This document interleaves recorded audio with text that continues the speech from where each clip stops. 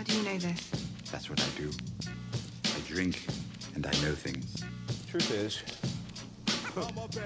I am Iron Man. Roads? Where we're going, we don't need roads.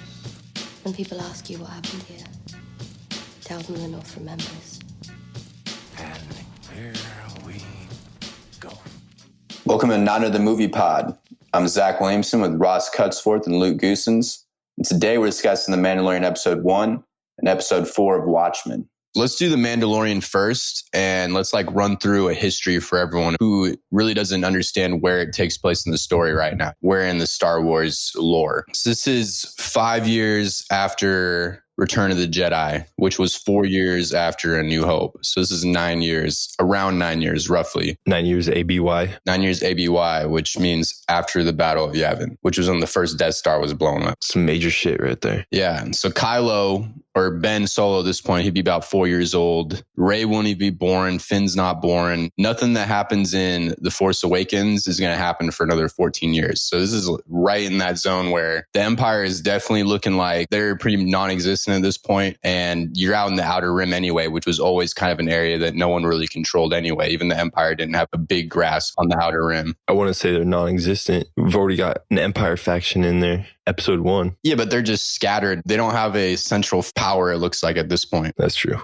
The Battle of Jakku happened. That would have been 3 years before this, right? 4 years before this? Yeah. Honestly, at the very end, when they were figuring out who their target was, I really thought it was going to be baby Rey for a sec, or baby Ben. But yeah, I mean, they looked in pretty bad shape. And then they did a lot of lore in this one too, about just the whole Mandalorian lore with Beskar. That is the steel that's on the Mandalorian's armor. It's pretty much the highest achievement you can do in this culture. You know, it withstands bullets. It can even take a glance from a lightsaber.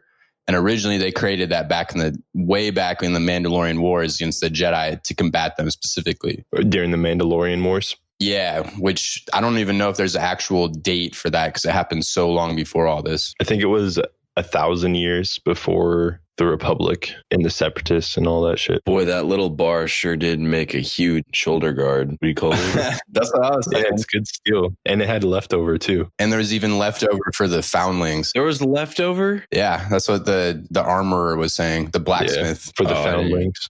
It was 4,000 years before the Battle of Yavin. So I was just a little bit off. That's canon too? Or is that the old lore? Oh, wait, shit. That was Legends. You're right. I don't even know if they have a date for it. Oh, under the canon section, it says 3,976 BBY. Damn. So yeah, 4,000 years before. So way back is when they started building this culture. Yeah. And the Purge, isn't that a reference to the Empire taking back Mandalore from the Republic? Right. I think it could be one of two things. Yeah, it could be the Great Purge. It could be in reference to when their enemy got wiped out, the Jedi, which was Order 66. Or yeah, it could be another battle with Mandalore and the Empire, because there was definitely, they would have squared off. Yeah, because after Death Watch took over Mandalore, all of that happened. I'm pretty sure that the Empire, after Order 66, went back to Mandalore to take it over. And that could have been the Purge. And it also could have been Order 66. You're right. So it could be either of those things. But they were using super battle droids during the Purge. Because in that flashback, when she was smithing the pauldron, it showed super battle droids. Yeah, but that I didn't think had anything to do with the Empire. That was probably the Clone Wars. You think so? Or do you think that was... So the Purge was the Clone Wars? They could still use super battle droids, the Empire, though. No, after the Order 66 happened, they had to go fight the rest of the Separatists, remember? Yeah, but I'm just saying it's possible they could have used droids. I know they decommissioned most of the droids after Order 66, but I'm not saying like some random officer or some random captain could have commissioned some droids in battle. I definitely thought for me that was prime Clone Wars, when that little flashback he had when he became a foundling. Because this guy seems like he's in his 30s. Yeah. And it just makes more sense for it to be Clone Wars. Oh, with the battle droids? Yeah. Yeah. I'm just saying. The clones would have been on the Empire's side and they would have been fighting the Separatists. And then seeing them all together, I don't think that would have, they would have fight on the same side. Yeah. Yeah. Yeah. I was going to ask, what did you guys think before we move on from just the lore part? What do you guys think that they meant by, what was it, a signet? Oh, signet? A signet. That's what I was saying, yeah. That's like what clan he's in on Mandalore. But I don't know why he wouldn't already know that. I don't think that's what it is. That's what I thought too. No, because they're different warrior clans, like a house sigil. Sigil, yes, dude, exactly. I think that's what it could be. I don't think that there's anything in canon that says that yet, but yeah, it could be. That's what I was thinking too. Maybe it's a sigil, or it's like his house, or it's a mark of something that he did previously. Because remember they were asking if the Empire, if the Imperial Remnant, whatever that faction is with the stormtroopers, they asked, did you show him it? And I was thinking, what if it's because he was a part of this group that really went after them or something? Oh, like he's branded? Yeah. No, I think the signet is definitely reference to a Mandalorian like clan or a sigil. Well, that's what I mean. A group in Mandalore, like a group of Mandalorians who fought against the Empire. Yeah. And they would get that mark. Why wouldn't he already know what the signet is? That's my only thought. Because I just thought he didn't tell them. Oh, he just didn't tell the leader of the clan? Yeah, she was just asking, did you tell them it? And he said, not yet. Or they didn't ask. No, she said, have you received your signet yet? And he said, no, not yet. Maybe you should pull it up and confirm that. Yeah, let's confirm it. Has your signet been revealed? That's what she says. Oh, okay. And he says, not yet. What do you think? I mean, I guess that could mean anything, really. Yeah, I don't know. Does that mean it's something that classified information? Something with his past. He did something fucked up in his past, I guess. Yeah. That to me, I think he knows it, but he's keeping it secret. That makes it feel like, he knows what it is and he's just not telling. Yeah. Because maybe it will affect him working. Because clearly she's looking at this Beskar that has an Imperial mark on it. And I felt like that's why she asked him if it had been revealed, because maybe they might not gave it to him if they had asked. What his signet was? Yeah. Yeah, because he was, that's what I'm saying. He's like part of a group that actually fought against the Empire at one point. Well, he's about to get more of that shit too, unless he doesn't turn over Baby Yoda. Yeah. It sucks because we have to refer to him as Baby Yoda or her because the species hasn't even been named in canon yet. So maybe we'll get a name for their species in this show. Yeah, we might, which is, I don't know. How do you feel about that? Because I know that George Lucas always said he never planned to really actually give them a name in his storyline. Yeah, to reveal Yoda's species. Yeah. So he's trying to keep it more mysterious. They're going to get some goofy name. I mean, why bring Yaddle in then in the Clone Wars or in like the prequels? I think... to add a little intrigue maybe. Because he couldn't be the only one in his species, right? And we know that every creature in his species, they're all really strong in the Force. So I think it would make sense that there'd have to be another one that would be pretty high in the Jedi Order. Yeah. And I think that's why they're trying to collect that baby too, because that baby has to be at least somewhat force sensitive, if not like strong in the Force. Definitely. I mean, it was clearly floating off the ground. Oh, it could have just been a little hover baby card too, though. No, that was Force will, definitely. You think? What if Yaddle and Yoda had a baby? Dude, I was thinking that too. Isn't Yaddle a girl? Yeah. Yoda was just clapping some green cheeks. Bro, that's a scandal. Scandalous. Wait, are they supposed to be celibate? Yeah. Shit. They're not even supposed to love anyone. Damn, it's like... Yeah, I was going to ask, so you guys have any other theories on that? Might as well just talk about the baby Yoda. I just think that the Empire is trying to definitely collect them because if they could turn the Force user to the dark side, that would be huge for the Empire. They could form a whole new empire behind one person. Yeah, but think about how long it takes for these babies to age. I mean, that one's 50 years old already. Or they're just trying to collect them so they could destroy that species. Well, that's another thing was the IG. Also, I'm kind of sad IG-11 died so soon. We only got like 10 minutes of him. Do you want a spoiler? Oh, did you watch a new episode already? No, I just saw what Taika said something on that today. Oh, he's getting repaired? He says that he loves his arc over the series. I mean, that to me means he's coming back. He's going to get repaired. They're definitely both from different clans, from different bounty guilds, because the person that the Mandalorian talks to specifically says we prefer him alive or we prefer the target alive. But if necessary, you can't kill him. IG-11 says the target has to be killed. So yeah, I think you're right with that. It definitely seems there's either two factors happening or the Empire just hired another one behind that other guy's back. Because remember, there was the Dr. Cushing or Purshing, Dr. Purshing, that guy. When he was talking to the leader of that group, he said that's not what we agreed to. Yeah, I think the guy from the trailer that wears the black armor, you know who I'm talking about? I don't remember the actor's name though. Just Gus from Breaking Bad.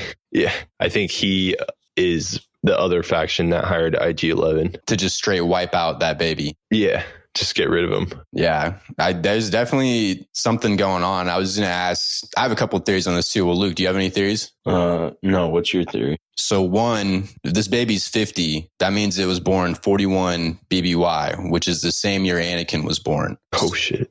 So there could be, I don't like this one because I think it retcons a lot of the story that they've already put out there. But what if it was the possibility that this was the real chosen one somehow and they fucked up that whole prophecy before? Because it'd be born the same year, right? Well, yeah, fuck. But the thing is, it's also well, the thing would be that I don't know if I like that one. What year was Anakin born? Around 41 before the Battle of Yavin. And this is 5 years after. This is 9 years after the Battle of Yavin. Yeah, that lines up. Okay, so they're gonna have to get deeper into where Yoda's species come from and all of that, or they're just gonna have to say it's Yoda and Yaddle, because it could have been them for sure. But also, we don't know where the rest of his species are. We don't know what planet they come from or anything. Yeah, if it's going this route. The thing for me is I could not see Yoda doing this when he was at the top of the Jedi Order, but that would be a crazy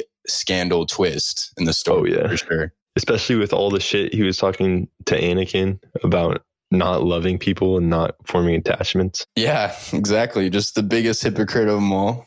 Yeah. Like the Pope Francis smoking cigs. The other thing would just be that how would they not know about this baby back then is one thing. The Jedi Order. I don't know. I don't even know what planet. What's the planet that they find him on or the baby on? Oh, dude. I don't even know. Fuck. Honestly, I don't know any of the names of the planets. They really just jumped around really quickly. Yeah. I like the world building though. They're introducing, I don't think we've been on a single planet that we've already been introduced to in Star Wars. No, definitely not. Yeah, that was what, 3 or 4 different planets, 3 planets in 40 minutes. Yeah, pretty sick. And then they're all Outer Rim planets. Oh, are all of them or just? Yeah, those are all Outer Rim. Okay. This story definitely feels like it's going to take place mostly in the Outer Rim. Just very original trilogy feel with, Tatooine, that was an Outer Rim planet, and just the Cantina vibes and all that. I really like all that shit too. Yeah. Oh, dude, and the score is really good too. Has those Western vibes. It does, dude. I like the score. I saw that was one of the main complaints was that it didn't have the big grand feeling of the movie scores, but this is not a movie. No. It had that, what's his name? Enrico Morricone. What's his name? You know who I'm talking about, Luke? Who did all the spaghetti westerns? Hateful Eight. Quentin Tarantino? No, the composer. Oh. Enrico Morricone. Is that his name? I think it's something like that. Yeah, it definitely has a Western vibes. It kind of even feels like samurai vibes too. Yeah. Yeah, I dig all that too. And Neo Morricone. I still don't know. Yeah. Yo, I have one more theory too about the Yoda baby. All right, what's up? The Dr. Purshing guy. We know that he must be, maybe it's an Empire affiliated or something different, but they have similar interests or whatever. He, on his shirt, looked like he had one of those Kamino emblems from way back in the Clone Wars. Oh, like the 3 stripes or what? Dude, you want me to send it to you really quick? Yeah, send it to me real quick. I can't really tell. Here, check this last one I sent you. Oh, what the fuck? Damn, those look pretty similar. Not exactly the same, but very similar. Warren Bot. Is he a clone? But he's way too young to be a clone. Because all clones by then would be like dead. 1 sec. Because that how fast they age. Oh, fuck. Where'd you get the Kamino emblem worn by all clones picture? That I just found when I was searching if you just search Kamino logo or Kamino and emblem, it'll have a picture that pops up. On Google Images. Yeah. But how'd you think of that? Did you see that? Someone was just in our replies spitballing and said, what if he's a clone of Yoda? And I was thinking, well, how would that even work? And then I was going back to the timeline. I've been thinking about this whole 50-year thing, you know what I mean? Him and being born in Anakin in the same year. But also what happened that same year, that was around when Sifo Dyas issued the clone army. Oh, yeah. Master Sifo Dyas, he died like shortly after that, right? He died shortly after, and then Sidious low-key took control of all of it. Yeah. So maybe it's possible he somehow cloned Yoda. Oh shit. Because he was on the council, right? So he would be close enough to get to Yoda. Yeah. because he was a master of Sifo-Dyas. Yeah, dude. So that is an interesting one. But then it's also just, how did they hide this baby and where has this baby been for 50 years? But obviously this is going to get fleshed out. And I mean, this could end up being nothing, you know what I mean? Because where we are at in the timeline, there's no baby Yoda. But also, I guess, if it's 50 now and it's still a baby, 14, 15, 16 years later, it's probably still a baby. So this could be a factor for whatever the trilogy they're going to do after this Star Wars, if they decide to keep going past the story. Yeah.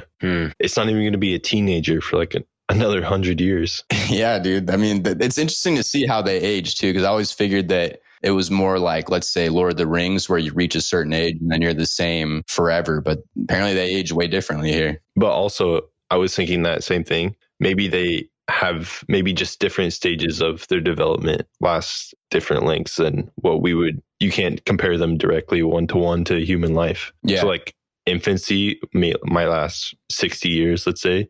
And then the juvenile stage might last 200-300 years. Maybe it's just the scales are way off. Yeah, I mean, that's possible. We have no idea at this point. We just know within 50 years, it's still basically a baby. It does have force abilities. But I was thinking, what if they're trying to get the baby so they can clone them, and then they use the same technology that they used back then to speed up the process? So that would be one way you could get it quicker. But the technology they used back then was to code it into their genes themselves. So I don't know if that would be possible anymore. The Kamino community? Yeah. Because it was coded into their genes so they would rapidly age. Oh, yeah. So I don't know if that would even be possible anymore for baby Yoda. If they cloned this one? Oh, you mean, okay. Sorry, I'm just saying if this is actually a baby of his species, not a clone, but they're trying to get him to clone him and speed it up and turn him into their leader. Oh, I thought you were saying he was a... No. I mean, that's a possibility. I did too. Sorry. Yeah, I should have specified a little more. I was blurring theories there. That's right. I really noticed the Dave Filoni influences on this episode, though, just with how accurate the lore was and all the different races and different planets and stuff. Like the guy that treated, or I don't even know, creature or whatever, that trained the Mandalorian how to ride those... Oh, the Blurgs. Blurgs. Yeah. He was an Ugnaught, which is from Empire Strikes Back. The Ugnaughts were the race that destroyed C-3PO and then played catch with his body parts. Yeah. I remember them now. Yeah. There's definitely a lot more lore and there's a lot more aliens, and I enjoy all that. And that's definitely probably Jon Favreau too. He was a huge fan of the trilogy, and I'm sure he loves creatures. Does he? I mean, he did the whole Lion King, Jungle Book. He's into that kind of CGI shit.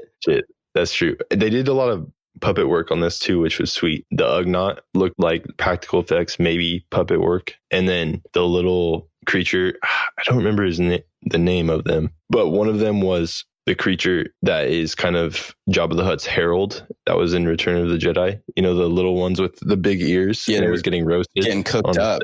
Yeah. Mm-hmm. Getting eaten up. Another one's just watching it get cooked. That was savage. Brutal. Honestly, though, I was kind of conflicted at first after I watched it. Just the more I thought about it, the more I started liking it. Yeah, I thought that there's really good parts, like we were saying. The Western feel, it feels like Star Wars. It feels more like the original trilogy. Yeah. And the hook was great. There's a great hook to keep you want to keep watching it. There was some parts, though, that I wasn't a huge fan of. Like, I thought that blue fuck at the beginning was super annoying. Oh, yeah. I'm glad he got carbon froze. Yeah. And I didn't really care for the scene where he was trying to learn how to ride were they blurgs? Blurg? Yeah. Blurgs. It didn't make any sense. Like, what was the point of that scene? There was no point of that scene. I mean, it made sense to me. They couldn't ride speeders because of the terrain. So they had to ride blurgs out there. He could have just flown his ship. Dude, it didn't make any sense. He could have flown his ship, but then they would have seen him coming. Dude, IG-88 just rolled up in there anyway, blasting. He didn't know that. He didn't know that fool was coming. But that game plan would have worked either way. With the ship, dude, he would have had them all outgunned. You're saying he just rolls up on the ship and just blows that would have everything? made way more sense. Except for, what if he accidentally kills his target? Dude, all the way inside that castle? I wouldn't call it a castle. It's more like a clay hut that was just big. It's a fatty compound, dude. It looked like Osama's compound. I don't think I would have rolled up and just unloaded in the ship, but I feel like you could have drone up. And I don't you could have flown up and maybe got closer, or you don't have to do that scene. That's all I was saying. I don't even really mind the whole, because I enjoy that. That's kind of they made a reference back to the holiday special and the whole Mythosaur thing. That thing fucking sucked though. The holiday special. Also, what sucked, them like writing the blurgs, it was just like really bad CGI. I don't know. It just looked kind of, Yeah, they're just but I hopping think around. It's just the shittiest CGI. that was going to say too, in that scene in particular where he was trying to write it, the CGI didn't look great, but they only have a 10 to 15 million budget. And I think for the most part, they did pretty good. Like IG-11, that whole scene looked really good CGI wise. The ships looked good. Yeah. The flying, the beginning scene with that creature flying out of the water, like all that shit looked good that I was willing to give it a pass. I just didn't think it felt really necessary, that scene, that little scene. Yeah, exactly. Yeah. That's what I mean by it didn't make sense. It's just like unnecessary. You didn't need to put that in. Yeah, it's just like a silly cliche Western part to me. Learn how to ride a horse, to tame a horse or whatever. Yeah, exactly. When he looked at it and he's, oh, okay, you're good, girl. Yeah. Very, very cliche. Yeah. Bro, and this guy, that was the other part too, even before that, where he jumps up. And it's a cool parallel to A New Hope because he's kind of spying on the creatures like Luke was spying on the Tusken Raiders, and then it ends up jumping him.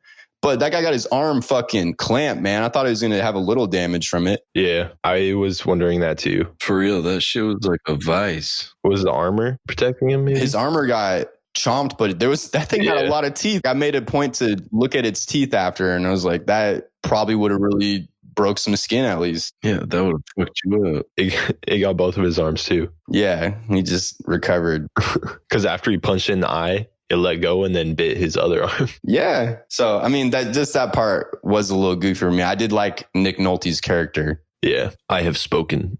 Yeah. I didn't mind that part too bad. I definitely recognize your guys' problems with it, and those are totally valid. I definitely had the biggest problem with what you said, Zach, was the blue guy. He was definitely pretty annoying, and yeah, he was just obnoxious. Yeah. When there's this badass Mandalorian, if I was on that ship, I would just not say shit. I would be just looking for a way to escape and not be like making jokes to him and stuff. Yeah. I mean, that's the Disney influence in that scene particularly. Trying to make it like Marvel or some shit. Or just maybe even like Ewok-y a little bit. I don't know. The Ewoks were better than that. That guy was just annoying, man. I was so waiting for something to happen to him that whole time. Well, you got it. Yeah. He got his ass froze. Oh, that's another thing too with the carbon freezing. I thought carbon freezing is just for freezing carbon because they use that on Cloud City. Mm-hmm. And when they're saying they're going to freeze Han Solo, Lando speaks up and says, you might kill him. Hey, you might kill him. So either they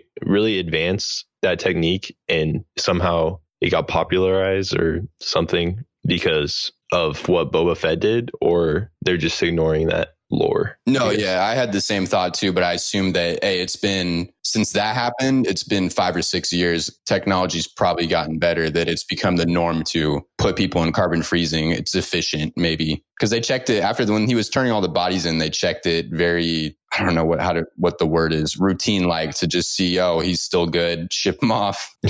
Yeah. It seemed very business like. So that's what I was thinking too, but I was just saying technology must be better now at this point that it's normalized. Yeah, that was my only theory on that too. They must have advanced it. Yeah, and Boba Fett was in the Outer Rim, so that knowledge might spread quickly among the Outer Rim planets. Yeah, true. Yeah, I mean, shoot. Damn. You guys want to talk about anything else that we liked? I feel like we just roasted a little bit. I liked it a lot, to be honest. The gunfight, the showdown at the end was sick, and IG-11 was hilarious, but it didn't feel forced, you know? No, dude. It was just, yeah. Initiate self-destruct. That shit was cracking me up. He's like, no, stop.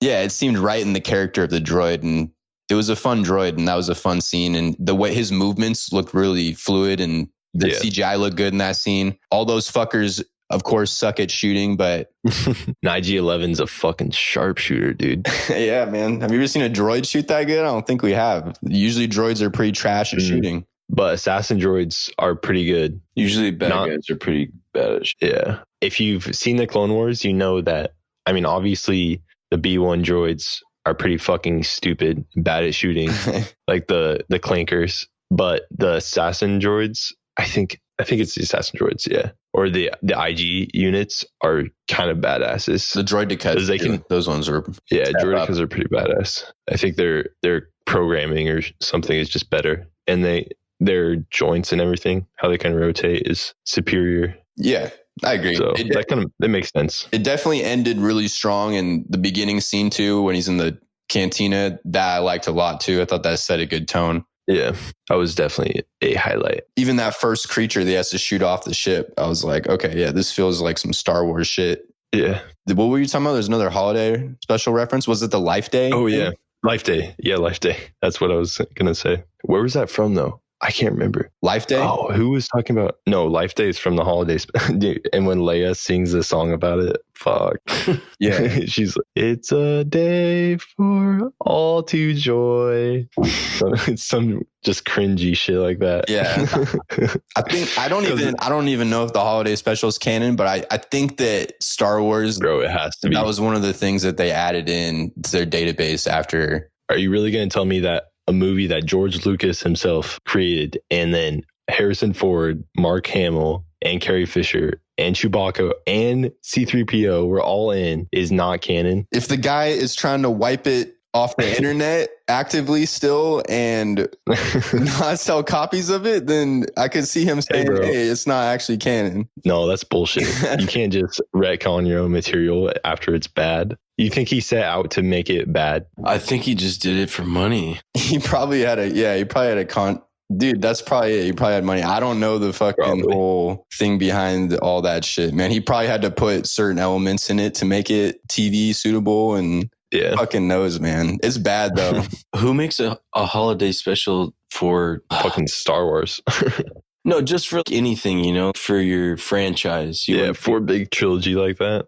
I mean, he might have. He just might have huge regret. And this guy changes. I mean, we can talk about it right now. He's still changing the whole Han Solo shooting Greedo scene. Still, he changed it. I thought Han Solo, he did shoot first in the original one. Then they changed it to Greedo shooting first to make Han Solo seem not like a. That's how I thought it always. That's always how I thought it. What happened originally is that Han always shot.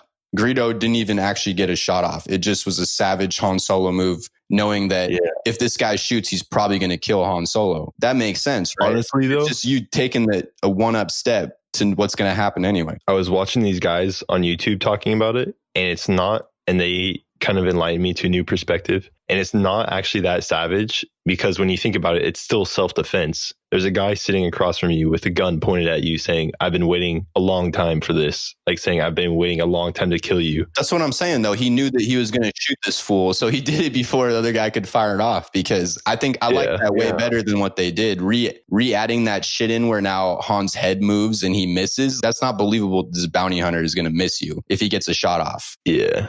He missed by a good bit, too. Yeah, dude. How the fuck he missed that bad from 4 feet away? I don't know, man. He's the shittiest bounty hunter. Yeah, and it was because originally he changed it because George didn't want people to think that Han Solo was just this cold-blooded guy. Yeah. Which is fine, man. He's a badass. Let him, that's why he did it. He didn't just shoot first. The other guy didn't even get a shot off. I don't want him to be fucking John Wayne. That's boring. I honestly never liked John Wayne movies. Damn. I mean, I watched a couple of them. Bro, I mean, I don't really like any old movies if I'm going to be real with my takes.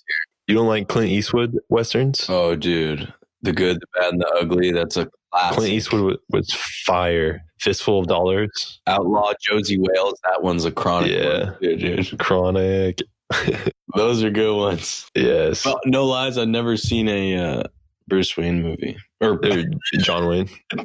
You ever seen a Bruce Wayne movie? Fucking John Wayne. Never seen a Batman movie ever. All of John Wayne movies were about like the Civil War and shit, but they were just not realistic in their depiction, I feel like. Yeah. Like in the action? That's the time back in the, time of when the movies came out. Yeah. There's some good old school movies that still hold up. Oh, for sure.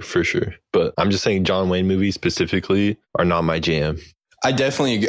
That's not even what I mean. I just mean like an average movie from back then that was perceived as average back then would not hold up now. No, maybe. But there's some gems. Yeah, definitely. I mean, there's good movies from every era. I'm just saying I don't like a lot of movies from back then that someone's like, dude, you have to watch this. I watched it and I think it's okay. I mean, maybe it was good back then. Like name a movie. I'm trying to think, man.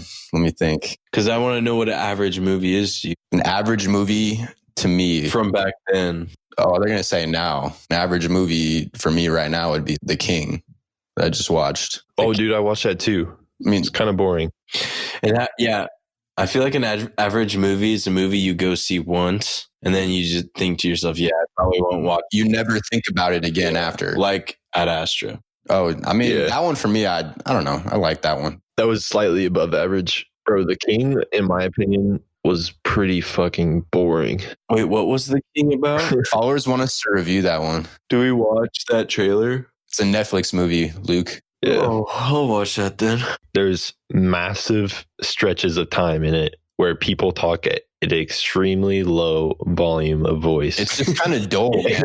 It's pretty dull at parts. And there's What's it about? there's a scene that just straight rips Game of Thrones that pissed me off when I looked it up after. Oh, this is the one? Okay. Yeah. Yeah, It's based off of a so off topic right now, but yeah, it's based off a Shakespeare play. It's called like Harriet. Oh, like him looking up and like gasping for air. That's the scene it ripped off. Yeah. Oh yeah. I don't even care what anyone says that, oh dude, there's been sky shots before. No, dude, this guy was exactly same shit as Jon Snow, gasping for air, reaches up, doesn't have he's the only one that you can see his face in the whole crowd looking up at the sky. Like, dude, it was blatant. And then the guy took a shot at Game of Thrones and says, I've only watched the finale. It didn't make me want to go back and watch the rest of the show. Who fucking watches only the finale of a show? Dude, that's exactly what I thought. I was like, who watches only the finale? That's the dumbest shit I've ever heard. Like, shut up, dude. Just admit that you fucking stole this shit or say you're paying homage to it. Don't say that shit. And why would you watch the finale and be like, oh, I don't know. Yeah, and say, oh, this is ass. How would you know if it's ass? Yeah, man? how would you know if the ending sucked? Because you have no backstory on any of it. You don't know any that. of the fucking characters. Without backstory, the ending probably isn't that bad. Aesthetically, That's it was exactly what I was thinking, Ross. Yeah. It's still filmed It was good. well, you know. You wouldn't have any fucking clue, man. Yeah. It needs to shut up. Unless you were just going off what the internet says. Yeah. How do you go through a movie that you say has been in your cut for a year and not one person behind the scenes has not seen the Battle of the Bastards? Get the fuck out of here, man. Such bullshit, dude. I don't like that movie very much, to be honest.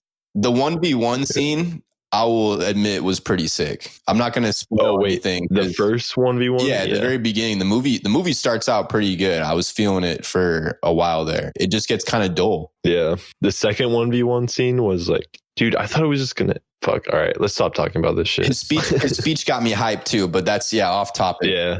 It was the first movie that I've watched with this guy where I really thought, okay, this guy, I definitely see him, why people can see him as like the next big lead actor. You know what I mean? Timothy Chalamet. Yeah, Chalamet or however it's. Or Chalamet. What? Timothy Jelly Meat? I know, I said Chalamet. You fool. Oh my God. Because he's the lead of Dune. Oh, yeah. Forgot about that. Yes, I mean, the acting was pretty good. It just felt, it was dull, man. Some parts it was dull. No, acting was good. You're right. And the fight was underwhelming, but whatever. Sorry, Luke, if we ruined it for you. That's an example of an average movie to me. Damn, we so off topic right now. Okay, fucking. I know. Sorry, boys. Damn. Okay. Okay, let's get back. Let's finish up this Mandalorian shit and get into Watchmen because I'm a little more excited to talk about. Anyway. Oh man, we forgot to say what Life Day was, Ross. So Life Day, it was basically something that was introduced in the holiday special. It's a Wookiee tradition that they did every 3 years. Eventually it became every year because of what happened to them when the Empire took over. They started enslaving them and it became more important to gather with your species and try to go back to Kashyyyk. And eventually it came that a lot more species started taking on this day. Yeah. So I was going to say it's more widespread now. Way more widespread now, but it was a Wookiee tradition for a long time to just stay in touch with their history. And it took on way more meaning after the Empire was defeated, yes. Yeah. And it was the blue guy who said that too. It was the blue idiot from the beginning, yeah. Yeah. Of course, the fucking worst character would be the only one to reference this fucking Christmas special. Well, Nick Nolte, he said something about the Mythosaur or whatever. What was it? Mythosaur? Mythosaur. Yeah, but that's just from Mandalorian culture too. It in canon that if you look it up right now, I bet in canon it says that this is the first mention of it. Yeah, what is the Mythosaur? What does it look like? It's Like a dragon. yeah, it's this massive beast that the Mandalorians used to hunt on Mandalore. Oh, they'd hunt, but they wouldn't ride it? No, they'd ride it. Would they hunt and ride it, or just? I don't know about hunting, but they used to tame them. And in the Christmas special specifically, Boba Fett is riding one when he saves Luke Skywalker for some reason. What the fuck? I do not remember that happening. There was an animated part in it. Dude. And that's where his gun is. The Mandalorian's rifle is from the Christmas special also. That style. It was the same thing that Boba Fett had in it. Oh, like the fork at the end? How it looks like a tuning fork? Yeah. Should we even talk about Boba Fett? I know people are going to like someone asked if this guy is a Fett and he's not. They actually, what's his name? Oh, Boba Fett's not even a Mandalorian. No. Yeah. He's not a Mandalorian, dude. He's not a true Mandalorian. Yeah. Neither was He's a Jango. fake. Well, yeah, because Django. Oh, yeah, Django is Dishonored. Papa. He's a phony. He's a big fat phony. Yeah, straight fraud. But yeah, this guy's name is Din Djarin. Pedro Pascal's name? Yeah. Oh, shit. How did you find that out? He said that in an interview today. I did not see that. Oh, shit. Sorry. Spoiler. No, that's fine. I don't think that's a big spoiler, right? His name's not. No. There's no one. It's not anywhere in any sort of canon or anything. He's just not. He's not a Fett for sure. Not a Fett. Yeah. One thing is though, when he was walking to the guild hall, there were some people that were lining the walls that looked. Yeah, their armor looked a lot like when he was walking to the guild hall. There were some people that were lining the walls. Their armor looked a lot like Fett's armor. If there was one there that I thought was him, if you rewatch, there's a scene where he's walking up, and in the doorway in the back, there's someone who walks by, and it looks like Boba Fett from Empire Strikes Back style. But we don't know yet. I think the show is going to for sure confirm if he's still alive or not in this canon. Yeah, because Boba Fett, he could have died, and then somebody just picked up his armor or some shit. Just after it digested for... No, but he's confirmed he got out of the pit. But I'm saying he could have died of something else. No, it's not okay. It's not confirmed, but it's not denied either. It's yeah, it's in that gray area where we don't know. He's not officially dead because they were going to make that movie at one point before they decided to do the TV show, The Mandalorian. Yeah. But they haven't said yet if that means he's alive or not. So in Legends, he is confirmed. Yeah, that's my bad. He crawls out of that. But yeah, in canon, it's neither confirmed nor denied. I bet he's alive. Yeah, I think he's alive too. Bro, he merged with the fucking Sarlacc pit. You know what's going to be weird then too if they do bring him back in the Legends, he eventually becomes a Mandalorian and he's given like the key to the homeworld. To Mandalore? Yeah. What the fuck? I don't think they do that. I didn't know that part. No. Yeah. Okay. That's going to be this guy. What's his name? Wait, what was his name again? Kaji? Or, oh, fuck. Dude, I already forgot it. Oh, fuck, me too, man. It was something like Din Djarin or something. Hold on. Oh, Din Djarin. Yeah. I think that's it. Din Djarin. That's it. Yeah. Yeah. Okay. Din Djarin. Anything else on this? We got some fan questions. We haven't done a rating in a while. Do you want to rate it? Sure. 68 out of 100. That's me. 68 out of 100. That's you? 68. Oh my God. Scathing. Holy fuck. I'm sorry, dude. That's man. your worst review ever. I was thinking the 80s. No. Yeah, me too. Wow, Zachary. Not for me. I see this show. It's gonna. I think it has a lot of potential. It was a short. Debbie Downer over here. It was a short episode, and there was stuff that I didn't like in that short. You know, what I mean, it's a short episode, and there were chunks of it that I just didn't like. Yeah, I guess I would just say that those chunks that you didn't like, which I also recognize, they were definitely a step lower than a lot of the stuff. I didn't not like them as much as you did. The blue guy didn't bother me as much as it seemed to bother you guys. I was just like, all right, whatever. I'm going 80. You seem like a con artist. 81. That's what I chalked it up to. Yeah. 81. Damn. Yeah. Yeah, mine was going to be low. Now I can't do the same as yours, Ross. I'm going to say 82. Dude, come on. You can't do the same. No way. Yeah. Be my bro. be my bro, bro. Get in here. Get in on this 81 action. All right, let's. All right, 69. I rated 69. Hey, nice. Oh, references. Yeah. Before we get into fan questions, any other little shit that you caught? Go for it. Yeah, the skull above the guild hall was a Mythosaur skull. Oh, it was that. Yeah, that little. I don't know. It was like a little metal figurine, kind of. Yeah, I know exactly what you're talking about. That's what I did like about this is that it does seem that they're really going to try to build the Mandalorian lore. But I think the problem is for a lot of people who don't necessarily know all that, you didn't explain it that good. It'd be a lot of information that just goes in one ear and out the other. Yeah.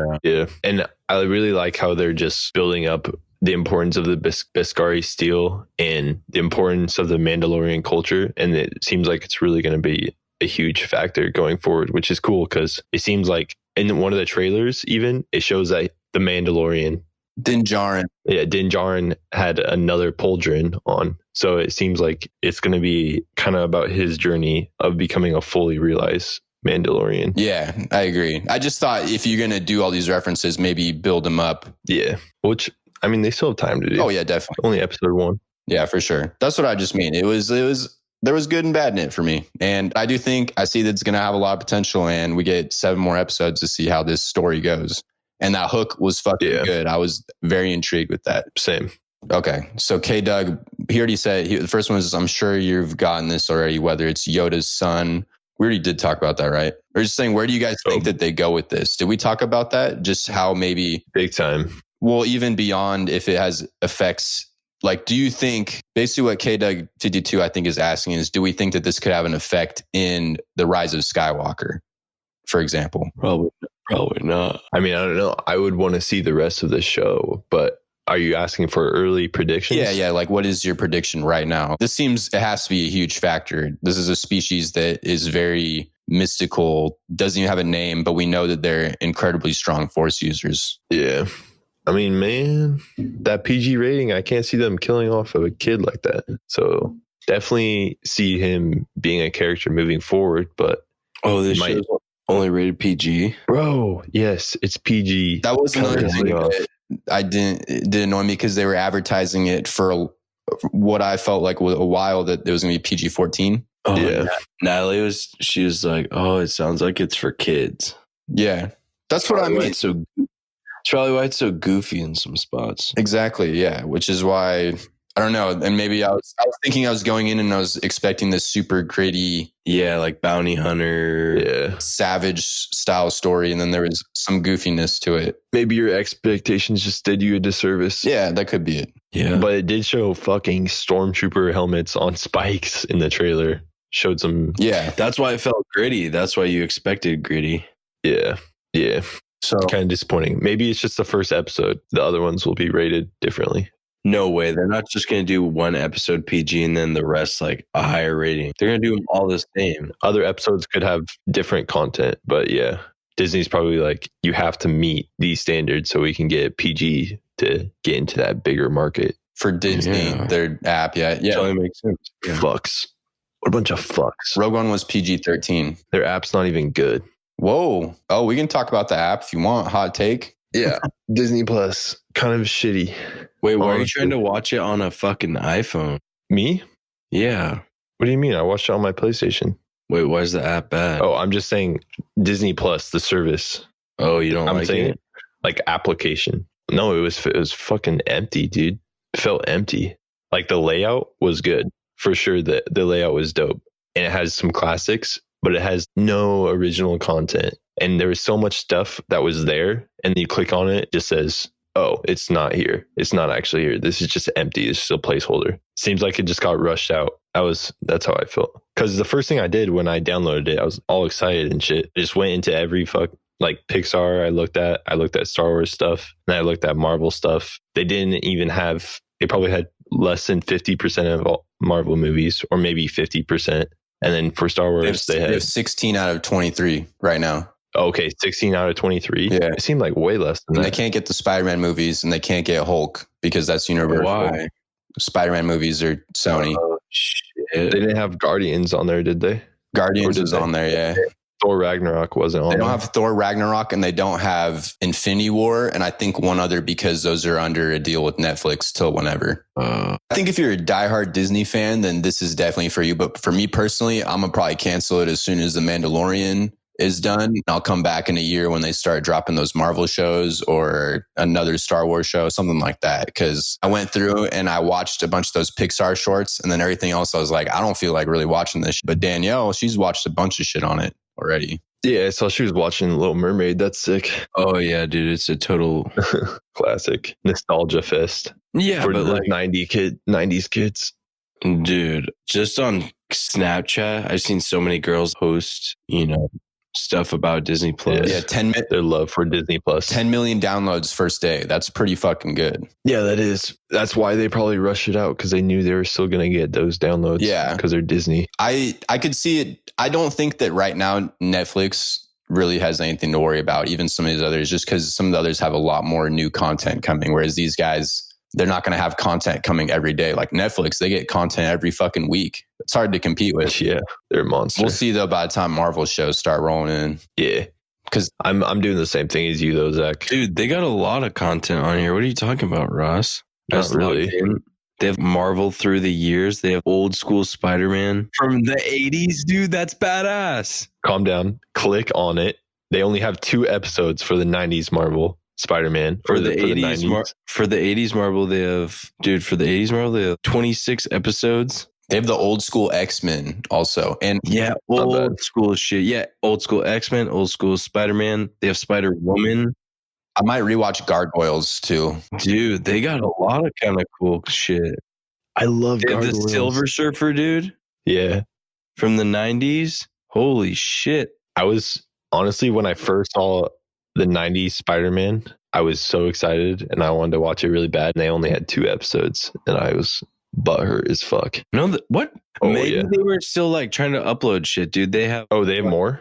Oh, they have like 20, 30, 40, 50. Dude, they have a lot. Maybe since they had just released it, I don't know. Maybe there's something going on. Because day one, when I downloaded it, I couldn't even get on the app for a couple hours, or I couldn't even access it for a couple hours. It kept kicking me off and it kept saying content not available and shit. They have 65 episodes of. Oh, damn. Okay, so you might be right. Ross's opinion changing.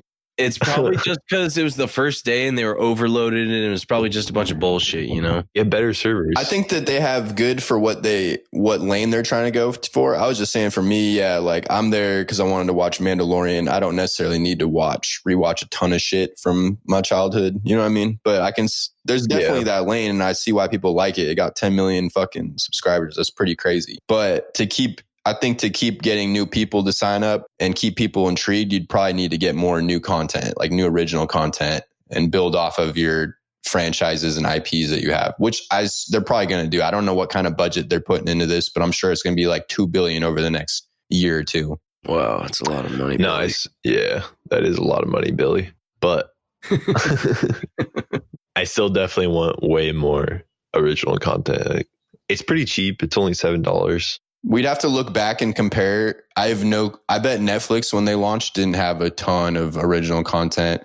Apple didn't have a ton of original content. Who knows? You know what I mean? Netflix might have though, because they were doing the discs, DVDs, sending out to people before that. So I remember they had original content when they were sending out the DVDs too. What? No, they started all that in like Daredevil was one of their first shows. What you talking about, Willis? Bro, what? Original content? Yeah, they did on movies. Orange is the New Black. Those were in the 2010s. That's when they started doing this. They were the first streaming service to start doing original shows and stuff. I'm saying when they were doing DVDs, sending them out to people. Talking about Oh, dude. I'm saying they had name one. I'm pretty sure they had original movies. Name it. No, they didn't. I guarantee I don't think that they had that shit. Let me look it up. They did. I'm gonna straight guarantee it. I'm guaranteeing they started it. streaming. They didn't have shit until streaming. Zach Williamson guarantee they didn't have shit. They launched in like 2013 or whatever. Oh my God, he guarantees it. Hey, guarantee, let's baby. Make a bet right now. Come on, let's make a bet. Are you saying a movie or a legit series that they send out? I'm saying a movie, not a series. Even still, dude. They didn't make no motherfucking movie. They didn't make a movie till they started streaming, dude. That's for sure. I remember that batch when they had Daredevil and they had Orange is the New Black, and I was thinking, this is crazy, dude. A streaming service is making content like this. This is definitely what's going to be the next step. You know what I mean? And then everyone tried to jump on it a little late, but they had already blown up. I remember Amazon Prime then was the first one after. On Wikipedia, it says their first original was in 2009. It was a movie called Splatter. A movie. Yeah, that's what I was saying. A movie. Okay, but I was still wrong though, because I thought there was more than that. When they It's start just one. streaming, When did they launch, like go full on with their streaming service that they were doing original content? Because didn't they originally launch it as just like a service? They added content, like original content, a year after or whatever. It was 2013 pretty much, because that's when House of Cards. 2013. Spot on. House of Cards. Did you even say I said 2013 original content. Yes. oh, fuck, Billy, you're so good. I should have made a bet. Shut the fuck. Okay, we're so off topic. Holy fuck, man. We need to get back on topic. Jesus, how did this happen? Yeah, how did This always happens, fools. Okay, this is a good one too. This was from K Doug also at K Doug 52. And considering he's talked more than anyone expected, what do you think would lead to him taking off the mask later in the story? Theories. It was perfect amount of talking for me. Did you expect him to not say a single word in 40 minutes? Yeah, I mean, you knew he was going to talk, right? Yeah.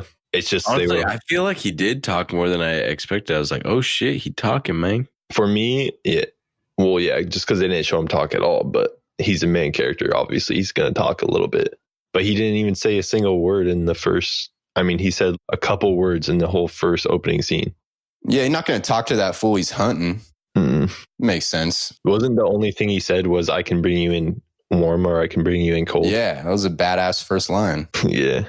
Yeah. I mean, he just talks when he needs to. Yeah, and taking off his mask, I don't know. I mean, this guy's got to smash at some point, right? You think he wears that helmet? Maybe he's like Leo DeCap and he just fucking smashes his helmet on, dude. Oh, bro. Bro, Leo smashes with a helmet on? What? No, but doesn't he smash with headphones on, listening to music and shit? He doesn't even look at not him. even there. Yeah, like he's not there, dude. Yeah. All right. He like starts it out, no eye contact. Okay. He smashes with like a VR headset on. He's just playing fucking video games. Okay, so one last thing. We had a response to our last pod from the Martin Scorsese part. This was from Kamino, and his comment was, Martin Scorsese had so many good things to say in his essay that were overlooked by people trying to fight on the issue whether or not Marvel movies are valid. His overall point had a lot to do with how evil Disney's practices are. And yeah, I mean, he did say a lot of good stuff in there. Like he said... Yeah, and how smaller filmmakers are losing a lot of money to Disney. He was just saying that basically a theater, it's harder to get like an indie movie in the theater now. And I don't think, and he's blaming Marvel and franchises. And I think that's fair, but it's also, dude, a lot of people don't want to spend $15 to go watch a 3.5 hour movie, which is his movie, The Irishman. That's the next one. There's that argument too. Movies are a lot more expensive now than they were back then. And maybe that's something that works better on a streaming platform now. And it's just so different now. Like we have streaming services and... Bro, are you serious though? 3.5 hours? That's extra content. That's how long his next movie is. I know. I'm saying you're paying the same amount of money for more footage. I'm saying that people don't want... Okay, there's two things with this. Some people don't have that attention span. And two, if you're a theater, you can't get as many movies in. You know what I mean? You can't get as many showings in. Yeah. I mean, it's releasing on Netflix in like, a couple weeks? Yeah, it's going on Netflix because no one was going to pick up a movie that costs $100 million to make. That's a huge risk for a movie that may, that's like, whoa. What? I didn't know that's the reason. Holy shit. A Martin Scorsese movie, no one was going to fucking show that? It was a big risk in theaters. It's $100 million. That's wild. His last movie did not do great in theaters. Silence. What was his last movie? It was called Silence, and it was a 3-hour movie, and I watched it. Yeah, but this one has Robert De Niro. Yeah, this has a great cast. It's got all the big names. But think about... Wow. Okay, think about this. We're talking about Once Upon a Time in Hollywood. That movie had a similar budget, $100 million almost. And that movie barely, after everything, after you put in marketing, who gets a cut, all that shit, it barely made its money back with $350 million, $400 million, whatever it's at now. And it didn't get released in China. And this movie was not going to get released in China. No one's going to see this shit there. So there's a lot of factors with it that why it would work better on a streaming service. Wow. Dude, that's kind of shitty though. Yeah, that's a shame. The only movies you can see in theaters are, I don't know, dude, there's still the ambiance aspect of going to theaters. Yeah. Yeah, I like going to theaters. Exactly. And every filmmaker wants to see their movie in theater. Like you don't when you're making it originally, you're thinking in the theater, not for a streaming service necessarily, which was one of his points too. And I get all that. I was just saying that there's more factors than it's just these franchises' faults. Wow, I can't believe that, dude. That's astonishing that movie theaters wouldn't run a Martin Scorsese film. Like the majority, that was going to be one of the issues with the studio trying to pick it up, that they were worried that it would not be able to be in theaters long enough to make its money back. Because it's a $100 million movie because of all the de-aging and shit that's going to happen in it. I can see why he's butthurt, dude. Holy cow. Yeah. From what I've heard about it too, it's fucking really good. Yeah, I mean, it's got great reviews. I'm sure it's going to be good. It's a gangster movie. Yeah. Scorsese, Pacino. Gangster. We'll see though. I mean, that's my 2 cents on it. I don't know what you guys think. Anything else? I feel like I got everything out on that one. Yeah. And I don't think it's just much. Disney. Disney does have a lot of movies, yeah, but there's other big studios too that are putting out franchises. Why doesn't anyone comment on the fucking Fast and Furious movies? Those are all garbage. Those movies make $1 billion somehow. Let's movies are actually. But the Fast and Furious movie is one franchise. Disney owns like 10 franchises. Well, that's not even comparable. Okay, that's not what I mean. I'm just saying singling out are actual garbage movies. Oh, you're saying quality. Okay. You're comparing Marvel movies to Fast and Furious movies, not Disney to Fast and Furious. Okay, I get it. No, yeah, sorry. I am just saying you could single out a lot of franchises that are garbage. It's probably going to be some people fucking furious at me. About what? What'd you say? I said those are actual garbage movies. There's going to be some diehard. Yeah. That's going to be the one they're like, well, that's it. Fuck these guys. 1-star review. They hated on the Fast and Furious movies. He wasn't just talking about Marvel, though. He was talking about franchises, and people took it to heart that it was Marvel. My one critique was that it didn't sound like he had actually watched a movie, had watched enough Marvel movies. That was the only thing on the last pod I said. I'm not saying any of the stuff he said is wrong. All he said was that he tried to watch one of them, right? 1 or 2. We don't even know what that means exactly. We don't. I'm not getting into whatever Luke's opinion. That might be different than what he means by trying to watch one. Yeah. Okay, dude. Definitely. Okay. I don't got anything else to say on that. Should we move on to Watchmen? Yeah. Let's do it. Done talking Disney. Let's talk. Yes, that good shit. Why am I defending baby boomers right now? All right. So that's all we got on The Mandalorian and Disney Plus. If you're here just for the Star Wars talk, thank you for listening. Make sure to subscribe on whatever platform you're listening to. Share this pod around with your friends and drop us a rating for the iTunes listeners. We'll be back with a new episode on Monday for The Mandalorian episode 2. All right, Watchmen. I really enjoyed this episode again. There hasn't been a bad episode on this show. I'm thoroughly enjoying it. I liked Lady Trieu. Yeah. She's a whole nother dynamic in all this. She's kind of like the Ozymandias of this story, it feels like, with her being the technology, and she's probably behind a lot of that's happened so far. This episode made Tulsa, the setting, make a lot more sense to me. Yeah. And for me, it definitely, before we were thinking maybe it was Veidt who made those clones. I definitely think that she's the one behind the clones, and Veidt's entrapment has to be. Yeah, I think her daughter is a clone. Her daughter has to be a clone, definitely. The dream. Oh yeah, okay. You want to go for it? Because I might have just got really close to stealing your thunder, but I'm not sure. No. I was going to finish just the shit on Veidt real quick. Okay, go ahead. Yeah, so I think what happened to Veidt is he must have, and this is kind of what happened when I was reading the PE files too. He probably sold his company and went underground because Lori, for one, when she got, this is in the PE files this week, is that when she got arrested, it seems like the way that she got out is that she was saying what really happened during the event with the squid attack, meaning that she revealed to the FBI that Veidt was the one who did it. Oh, yeah, because of how she got out. And then, is his name Night Owl? Oh, Dan Dreiberg? Yeah, Dan Dreiberg is still in prison because he wouldn't give up his colleagues.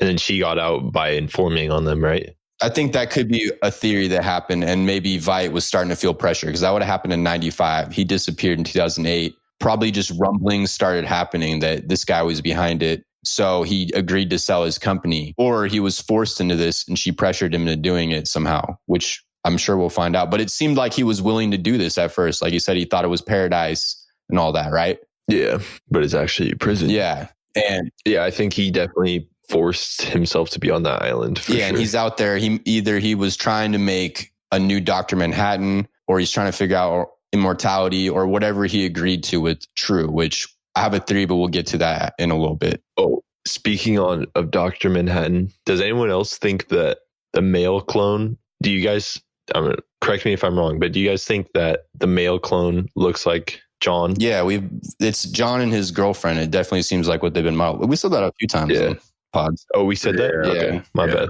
Yeah, his first girlfriend. Yeah, his first girlfriend. Yeah, not his wife. I think I said it was his wife on a pod before. I don't think he ever got married. Yeah, Janie Slater. Yeah. They're definitely modeled after that. It's because it seems like he was trying to recreate some sort of event to make a Dr. Manhattan. That's what it's felt like so far. Maybe they're trying to find that missing ingredient or whatever. Remember, they were saying the clones can't feel something, right? Yeah. Well, okay. What the fuck is this thing about him fishing them from the lake? That is part that I really couldn't figure out. Like, why are they in the lake and why is he fishing them out with a crab cage? Yeah, I was confused about that too. How are they living under the lake even? Dude, it's some kind of fucking you guys of snow globe kind of shit going on here. Yeah, I mean, they're just growing. I'm sure we'll find out. Yeah. Anybody have any theories on that? I don't know. That scene was kind of funny to me, though. It's just, just picking them out. The one didn't have arms on, just threw him back in. I was like, holy shit, dude, this is fucked. But yeah, kind of fucking brutal. Yeah. Why did he kill all of his servants? Dude, he's just losing his mind. He snapped. Yeah, he's just going insane. Yeah. It's been 4 years now. He had a rough night. Probably also they're all flawed. It seems like he's trying to experiment on them to figure something out. Yeah. So is him launching them into the air? Is he trying to test what trajectory he needs to launch himself to escape this place or what? And he's trying to test the suits to see if they can withstand the atmosphere? I don't know. He wasn't testing any suit there. He was just launching bodies. Cleaning up. Yeah. And that one, it looked like, it could have been either trajectory or he was just cleaning up. But in the preview for the next episode, it showed him wearing... I didn't watch it. No, I stopped looking ahead. Do you want me to not say it? I don't know. Because I stopped looking ahead because I feel like stuff's about to happen these next couple ones. You know what I mean? Yeah. So I was just trying to go in clean, blank slate. How many episodes are there? There's 9 total. 5 left. Yeah, even Will saying that shit's about to go down in 3 days, right? 2 or 3 days. Yeah. I feel like he's definitely hooded justice now. Oh, yeah. They were saying he was a cop in New York in the 40s and 50s. He definitely disappeared right when Hood Justice disappeared. He'd be old, though. That's the thing. He's pretty old. So whatever those pills are, I think the pills are passing on memories somehow. Because, okay. So here, I'll just have to do my whole theory, dude, with Veidt and all that shit. Because of the daughter? Okay, so I think at the beginning of the episode, Lady Trieu knew exactly when. I'm just going to think that this is Veidt. I think Veidt crashed in that meteor, and she knew he was going to crash at that exact time. I'm not sure how she knows. Maybe the machine has something to do with time travel, and that's why she bought that land at that exact point. She said, I need this land right now. So she owns it, didn't have to worry about it. Whatever Veidt was doing in this other world with these clones, he figured out the key to do this memory, to make them feel, to make someone feel the emotion of something. And I think that ties to his daughter because his daughter had that IV in, and she said, hey, I feel like my feet hurt. And it felt like that was tying back to her when she was... Wait, whose daughter? Lady Trieu. So Lady Trieu's daughter, when she said that scene, hey, my feet hurt and all that, she had that IV in. So I think whatever they got from Veidt with that technology or whatever he brought back, they're using on these things to pass on memories. Yeah.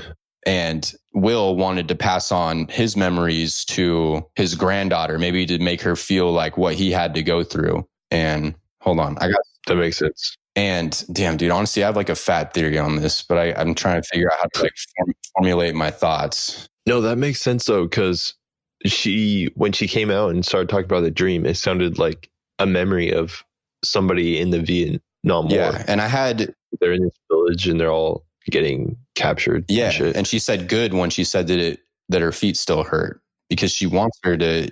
Whatever she's doing is working, and I think it could be her memory. It maybe could be her mother's memory. And at first, I thought, what if?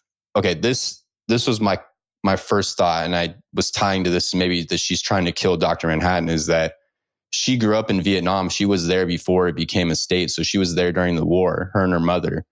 And what if her mother? In the comics, there's a point where the comedian is approached by a woman who said that you got me pregnant, and she stabs him in the face. Fuck. Oh shit.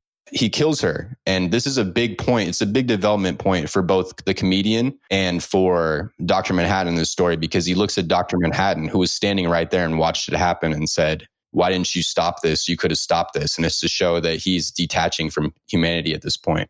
But what if, so this, I don't know if I believe this part. What if after the comedian leaves, he saves the daughter? Because he can fuck with atoms. He can make life like that if he really needed to, and saved her or saved them both. And Lady Trieu is the comedian's daughter, which would make her Laurie's half sister. Maybe that's why she wanted to meet her in person, because she knows this. Whoa. Yeah, but why wouldn't Dr. Manhattan just save them in the first place?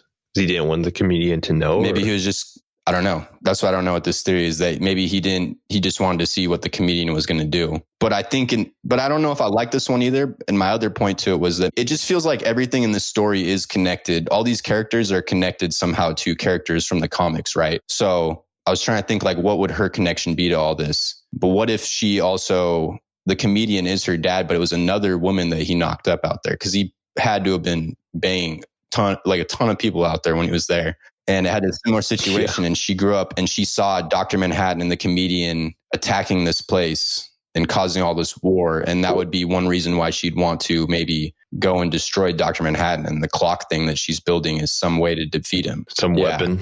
Oh, dude, some kind of time machine to go back before he went into the, what's the machine called? Intrinsic field generator. Yeah, intrinsic, before he went into that and stop him.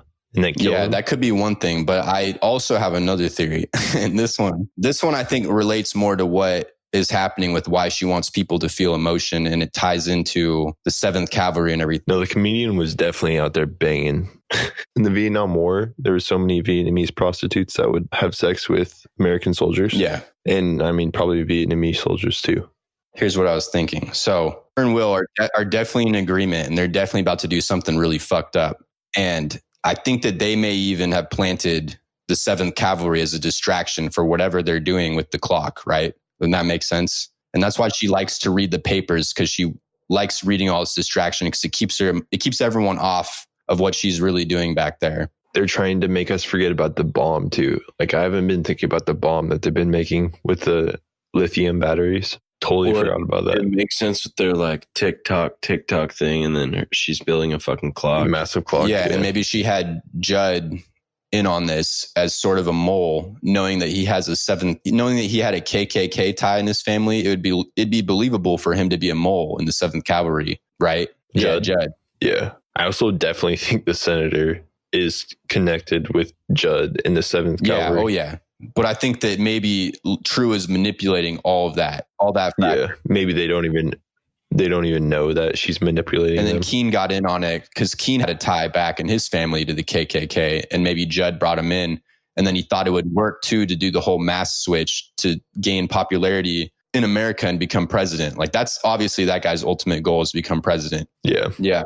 That dude is sus as hell. Yeah, even just that scene between Lady Knight and him when she enters the precinct. Sister Knight. Yeah. You just get, Sister Knight. My bad. Isn't her name Angela? Yeah. Dude, he's fucking He's sus. up to something for sure. And you know what I forgot about too? There was a line in the show where Lady Trieu says that her mom told her never to leave. So she couldn't have been the pregnant one. Well, unless he brought her back somehow. But I don't think that's what the case is with that. What I do think that what they're trying to do with that tower, I think it's going to be some sort of bomb. Remember they were talking about that whole thing with the whole nuclear, it'd be short of a nuclear reaction. They said they could take anything short of that. What if they're trying to do some sort of like racist bomb? I don't know. I don't know how to explain it. Maybe racist dude, bomb? okay, hear me out real quick. So her daughter is feeling how she felt, or how her own mother felt in that time, right? Back when she was in Vietnam. Will wanted his granddaughter to take those pills, maybe to try to understand what he went through and why he would try to do this bomb. And this bomb's going to shoot off, and maybe even the 7th Cavalry are at test, because obviously they're really racist people. And this bomb goes off, and it goes off, and maybe if you can't take it because you're extremely racist, you just die, and you just get overwhelmed with feeling. Let me explain a little more. You just get overwhelmed with feeling how these people felt, and so it kind of cleanses. It'll cleanse the planet, or this America, or Tulsa, or wherever whatever the range is. Clearly, the big problem right now in America is this whole racial war in this storyline. So this is kind of her way to unite everyone, is to make everyone understand what the people who have, the black people, the Asians, all the ethnicities, to understand what they have been through. And it's some sort of bomb that just launches into your brain and overwhelms you. And so it's not like one big bomb. It would be something that would scatter out. No, it'd be a fucking bomb right at that clock, and it just covers everywhere. I don't know how far it goes, but it covers a vicinity. And that's another point too, is Tulsa's in a pretty central location in America. Yeah. So it's equipped to reach pretty much everywhere in America. And that parallels what Ozymandias did in the comic, that he was trying to unite everyone, even if it meant killing a certain amount of people to unite everyone. Damn. And that ties back to the Black Freighter too. Okay, what was your Black Freighter connection? Oh, because just how the Black Freighter is about a story about somebody that uses, I don't know, immoral means to achieve a greater good. Yeah. Or it could just be a bomb. Yeah, exactly. Yeah. Just a bomb to wipe out all the racists. I don't know. But I think it's going to be something that tries to make people understand at first. And if they can't handle it, then it kills them. It overwhelms them. I just don't see how a bomb would target people emotionally. Well, that's whatever Veidt figures out, I think is going to tie back into it. Whatever she was doing with her daughter. Yeah. Something to do with those pills. Something to do with, I just don't get I think where the pills and I think the IV drip that she had are connected. They're the same thing. Yeah. No, I think I agree on that. I just don't get how the bomb would. Yeah. I don't know. Bro, I don't fucking know. Who knows how they dropped a fucking massive squid on America at one point? This is a whole nother world. Yeah, true. Yeah, and I could be way off with this shit, dude, but I think she's building some sort of weapon. She's not trying to build the eighth wonder of the world or whatever the fuck she said, or the first. No shit. No fucking shit. First wonder of the new world. Yeah, she's definitely scheming for sure. And I don't know. The thing is, I don't know how Dr. Manhattan connects. If that's the case, I don't know how he connects. Besides that, someone's trying to make another Dr. Manhattan, which we know the Russians are clearly trying to do that. So I don't know when it's going to connect for him to come back into the story, but I think it has to be that Don't you feel like they're doing that so late? I mean, we're only in episode. What do you mean? Doing what so late? Trying to make a new Dr. Manhattan so late. Oh, you mean after he was already... Yeah. And like all the Cold War already happened and all that bullshit. Yeah, it's like 50 years past. Yeah. Well, while he was there, if they tried to make it, he would just destroy them. He's not here right now, though. They could do it in secret. But even he left, what, like 30 years ago, 40 years ago? Yeah, in that too. The world was at peace. False peace. The world's still at peace right now. America's the only one in fucking turmoil, it seems like. As far as we know, we don't know the whole rest of the world. There could be inner turmoil, inside of countries. Yeah. Then how do you know there was fucking the world was at peace for 30 years before that, right? It's a valid point. It could just be more people are realizing now that something's up. There was no internet and stuff, information wasn't spreading as quickly. Yeah. Yeah. Also, dude, I think that Veidt is in that statue Han Solo carbon freezing style. You think he's inside of it? Just because the way she said it, man. She said, well, he is old. So to me, that means that he's still alive in some aspect, but it wouldn't, I don't know, it'd just be kind of funny if that was fucking him. Well, he is alive. I mean, he might be. This is in the future. And we're seeing Veidt in what year now? That last scene was 2015, 16? 2016, 4 years. How'd you confirm that? She said it's been 4 years. Oh, since he's been put on the island? Yeah, bro, didn't she? That's why he killed all his fucking people. No, I know, but when they were launching all those bodies off, he's like, it's been 4 years. I remember that. I'm just saying that doesn't prove the start date of when he got there. What? He went missing in 2012. You talking about? I know he went missing in 2012. He went missing in 2012, and she bought his company right after. There was definitely some sort of agreement. I know, but I'm saying he could have been somewhere else in between when he went missing and when he arrived at the island. He hadn't been seen in public since 2008, was officially missing 2012. I think that, and then Lady Trieu bought his company right after he went missing. So I think, he's been there since 2012. All right, but not confirmed, though. Pretty much confirmed. Pretty close to confirmed. He could have been somewhere in between those times, though. That's all I'm saying. All right, I'm not gonna argue over it. Yeah, sure. He could have been at Starbucks getting a coffee, dude. Sure. Okay. What do you guys think about Lube Man? Oh, Dude, fuck. That's got to be Petey, right? yeah, that's PD. Pulling a reverse Pennywise, sliding in. Dude, that was sick. Oh, That was fucking badass. no, that shit was goofy as fuck. He looked like a fucking. He's about to go in some weird porn. A little slippery eel. His lips busting out his fucking suit. Jesus. That dude didn't even get enough lube on his ass. That probably had to hurt sliding in. Oh yeah, slippery boy. That's definitely PD though, and that's who I. It think makes the is. most sense. It feels almost too obvious if it's him, but it makes the most sense just because he's obsessed with superheroes and we haven't seen this character yet. Yeah, But I mean, they introduced new characters in this episode. Lady True. yeah. Also, just his body type and everything. It looks exactly. Yeah, he's like the him. only like crazy skinny fuck we've seen. And Yeah. when he walked in the office after, his demeanor just seemed like he was a little scared of Sister Night. Yeah, his personality through his body movements is similar from PD to Lube Man. Yeah. Oh, I forgot. One thing that we did pick up that I think ties back to the Hooded Justice theory too is that his last name is Reeves, which was the same last name as Bass Reeves or whatever, the bounty hunter from that movie that he was watching at the very beginning. Oh shit! No way. Yeah. So he was inspired. Yeah. That whole beginning was interesting too. Just them making fun of Superman's origin. They were named Clark, the Clarks, meteor crash. Yeah. And that one, there was another black. And they couldn't have a They baby. didn't have a baby. Yeah, it was perfect. Yeah. Yeah. And that book she was reading, Fog Dancing, was written by Max Shea, who he's the one who wrote all the Tales of the Black Freighter stories. So that was another Watchmen tie in there. Yeah. Didn't they all go missing too?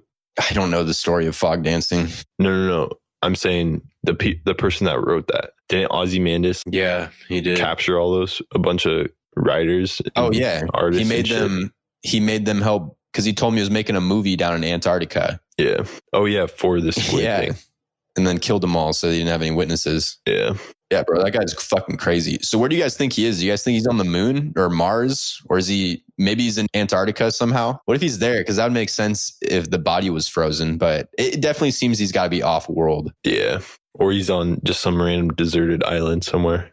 Even though the climate does seem like maybe he's in Scotland or some shit. Oh, I mean, I'm pretty in on that theory that he's in some biodome. Yeah. He's in some. Yeah. Maybe Dr. Manhattan's just made a little biodome for him to I live don't in. think Dr. Manhattan has anything to do with his situation right now. Besides that, he's obsessed with Dr. Manhattan. Yeah. And the clones look like fucking Dr. Manhattan Yeah. too. I don't see Dr. Manhattan until right at the end with his storyline, with Veidt's storyline, with whatever that's going to be. Like when Dr. Manhattan crashes down that castle, I don't see him being involved at all, maybe until then. But we don't know when that is in the timeline right now. I guess that's a couple days ago, but whatever. We didn't talk about the PD files yet either. Let's see. So this was an interesting reveal. Dan Dreiberg. So he owned a company called Merlin Corps that sold owl ships and other technology to law enforcement. So that's how they got it. You were right, Luke. Yeah. Yeah. Also, he built the fat dildo as a fuck you to Lori. What? He Yeah, built there that? was a prototype in the PD files and it showed all the pieces and shit on it. What the fuck?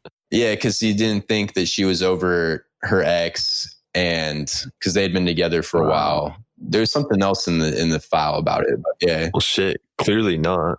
Yeah, clearly. If she's using that. Dude, if Dreiberg made it, dude, it's probably got super vibrating power. Yeah, it says prototype on the fucking file. Dude, he was throwing mad shade at her too, because on the inside it says Silk Spectre takes Dr. Manhattan, like from his old girlfriend. Yeah. Yeah, dude. Throw a little Super bit of shade at her. spiteful. But that was funny. So it just, I don't know if she carries it around maybe to remember Dan also. Maybe. Did she? I mean, she didn't use that thing. She went and fucked PD. She was about to. She used that shit as a weapon, maybe. Yeah. Probably. No, remember? She looked at the box and then the senator knocked on the door and she was all annoyed. Yeah. But she went and fucked PD instead. That was a though. different scene. But yeah, I remember. Yeah. No, Oh, that was a different scene? Okay. I thought, we hadn't seen it at that point, but that's just when she opened the briefcase. And then later, that's when she opened the briefcase and we saw the thick blue thing. yeah. Yeah, let me think. I'm looking back over my notes, see if there's anything. Any fan questions on it? Yeah. Any fan cues? Dude, no, actually, we ended up covering pretty much. Nice. So we got some shout outs. Dude, it is a really good show. Yeah, dude. I think this is one of the best. For me this year, I think this is my favorite show, just so far. Yeah. There hasn't been a bad episode, you know what I mean? In the world building and the character development and them just adding elements. And we still really don't know what the fuck is happening yet, even now, 4 episodes in. This is still all just cheese. Yeah. I feel like they brought up more questions than they answered this episode. They keep answering a few questions and then they just bring even more actual big questions. Yeah. I like that. It feels like the graphic novel because that's how it was for the whole story pretty much. Yeah. Fuck. This shit's been better than Game of Thrones, that's for sure. 100%. I know. We pretty much called everything that happened in Game of Thrones. Yeah. We predicted it. This one, there's no predicting. Yeah. The problem with Game of Thrones, man, is when they announced way back, had to have been a year and a half at this point, that the Battle of Winterfell was going to be episode 3. I was just like, what the fuck are they going to do for the rest of that show? You know? So you just knew that they were going to win there. I don't know. Yeah. I mean, we predicted the main stuff, like that they would win, but we didn't predict. Not you. You fucking thought that they were going to float off to some island and have to regroup. All of Daenerys' downfall we predicted. Before her entire her entire fall. We did say they did plant the seeds on that. Yeah. We didn't predict fucking Bran being king, though. That was bullshit. No one predicted that dumbass shit. Yeah, I did not know how the fuck that shit. Oh, dude, don't even remind me. All right, so we had some shout outs this week. Want to give a shout out to Kurt Creelman, Susie K. Pongo, Marcos at Arcade Androids, and Sawyer Hicks. Thank you for all showing us love on Twitter, constant with the retweets, favorites, shout outs, all appreciated. Make sure to leave us a review on Apple or a rating, just at least a rating, you know? Yeah, that would be awesome. That'd be super helpful. Thanks for everyone who left that too. And if you decide to drop a review, put in your Twitter handle for a proper shout out, because I know that the Apple handles don't always match. Shout out our producer, Julian Gallegos, J5 Music. If you aren't already, follow us on Twitter at Not a Movie Pod and at Culture Crave. We have a YouTube too. Please subscribe to us under Culture Crave. If you have any theories or questions or comments, tweet at us or DM it in. We'll read it out on the pod and we'll talk about it. Or comment on a YouTube video too. Yeah, all that stuff helps, man. That shit. Yeah. So next episode we'll do for our podcast, we're going to review Mandalorian episode 2, which drops Friday. We'll have that out Monday morning is what I'm shooting for. After that, our next pod will be Watchmen, then Mandalorian again. So we're pretty much just going to be Watchmen, Mandalorian for a bit. I'm Zach Williamson at Zach_Williamson. The boys Luke at Luke_Goosens and at Ross Cutsforth. That's it. Later. We out of here. Hey. We out. Okay. Peace.